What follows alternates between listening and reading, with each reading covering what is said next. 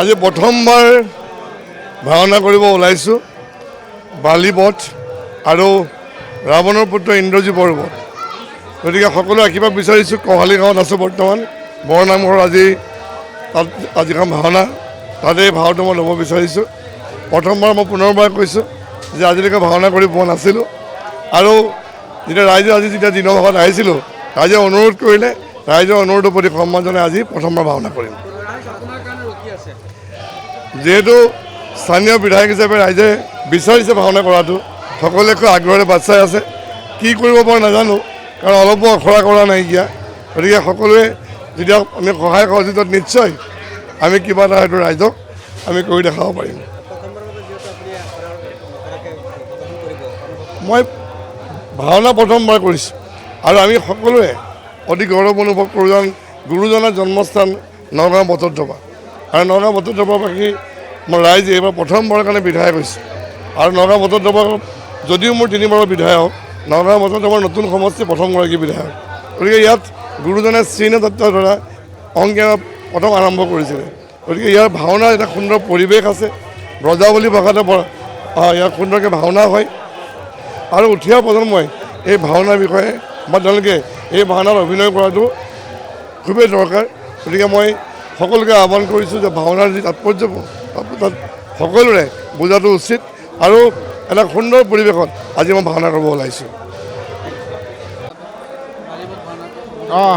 পোনপ্ৰথমে আপোনালোকৰ জৰিয়তে সমূহ বৰ্তমান ৰাইজক মই সেৱা শ্ৰদ্ধা জ্ঞাপন কৰিছোঁ, আৰু কহালিঘাট উপস্থিত আছোঁ বালিবধ নাটক, আৰু আমি গাঁৱৰ ল'ৰা, ভাওনা দেখি জন্ম, ভাওনাৰ প্ৰতি দুৰ্বলতা আছে।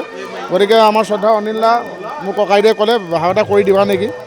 এতিয়া তাতকৈ ডাঙৰ কথা আপোনালোকে এতিয়া ইতিমধ্যে গম পাইছে, আমাৰ ৰূপক দা মাননীয় বিধায়ক মোৰ ককাইদেউ, তেখেতেও জীৱনৰ প্ৰথমবাৰৰ কাৰণে অভিনয় কৰিছে ভাওনাত, আৰু একেলগে দুইজন ওলাম এতিয়া, অনিল দা মই আৰু ৰূপক দা 3জন একেলগে ওলাম।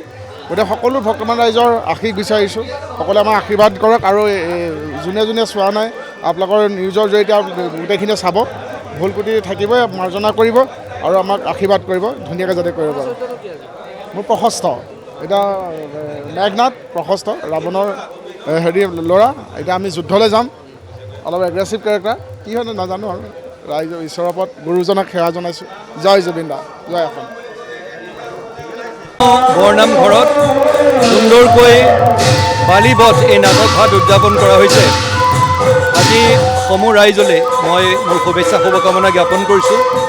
আজি আমাৰ বাবে আন এটি সুখৰ বিষয় যে আমাৰ সন্মানীয় বিধায়ক মহোদয়ে এই ভাওনাখনত ভাও লৈছে আৰু অসমৰ কেইজনমান বিশিষ্ট শিল্পীয়ে ভাও লৈছে।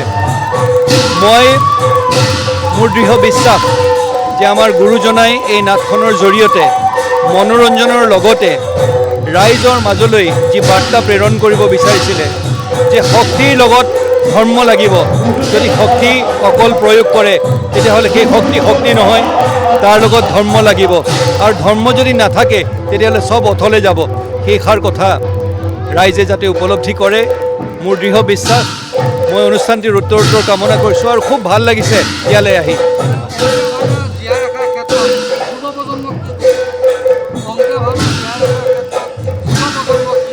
অংকীয়া ভাওনা জীয়াই ৰখাৰ ক্ষেত্ৰত যুৱ প্ৰজন্মই চাওক, আমাৰ শিপা আটাইতকৈ ডাঙৰ কথা। আমাৰ অসমীয়া সমাজখনৰ সমগ্ৰ বিশ্বৰ আমি ভাষা সংস্কৃতি আঁকোৱালি লোৱাৰ আমাৰ সক্ষমতা আছে, কিন্তু যদি আমি নিজৰ ভাষা সংস্কৃতি পাহৰি যাওঁ তেতিয়াহ'লে কিন্তু আমাৰ শিপাডাল ঢিলা হৈ যাব আৰু সৰু এজাক ধুমুহা আহিলে আমি সম্পূৰ্ণভাৱে নিঃশেষ হৈ যাম। তাৰ বাবে মই নতুন প্ৰজন্মক এষাৰ কথা ক'ম যে আমি বেলেগ ভাষা সংস্কৃতি শিকাত কোনো আপত্তি নাই, কিন্তু প্ৰথমতে আমি আমাৰ নিজৰ শিপাডাল কটকটীয়া কৰিব লাগিব, নিজৰ ভাষা সংস্কৃতি আমি আগবঢ়াই লৈ যাব লাগিব। তেতিয়াহে আমি বিশ্বৰ প্ৰেক্ষাপটত আমি প্ৰকৃততে গৌৰৱ বোধেৰে আমি নিজকে অসমীয়া বুলি চিনাকি দিব পাৰিম।